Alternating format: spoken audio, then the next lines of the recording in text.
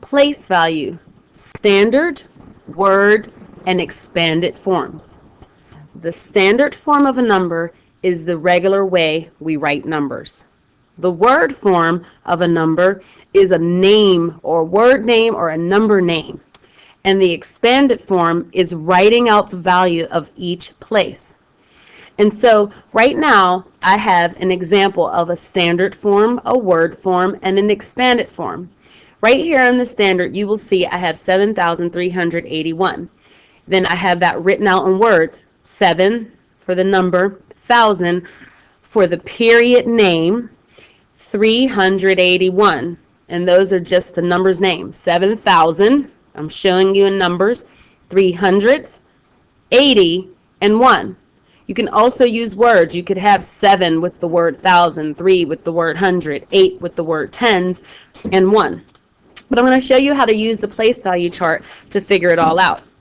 If I was given a number in standard form, I would use my place value chart by starting with the ones place. Right now I have a 1 in the ones place, so I'm going to put a 1 in the ones place. And I'm just going to write my number in backwards.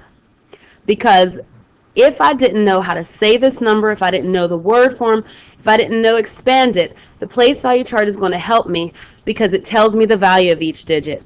See, you can see here, I have 7 in the thousands place, so therefore I can write 7,000. I have 3 in the hundreds place, 8 in the 10, and 1 in the ones. I know that I say these 3 digits together, and this is the ones period, 381. I know when I go to write it out in expanded form, I have 7,380 or 8 tens and 1.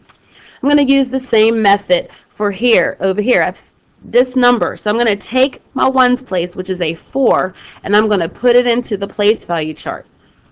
So 4, 5 in the tens place, 2 in the hundreds place, 6 in the thousands place, and 1 in the 10,000s. I'm going to add my comma. Commas let me know when to say those place value words. So if I was going to write this out, I know that this is 16 because I know all 3 digits here, if there was another, I would say all 3 together. There are only 2, so I'm saying 2 together. 16,000. So when I go to write the word, I can write 16,254. So I'm going to do that now.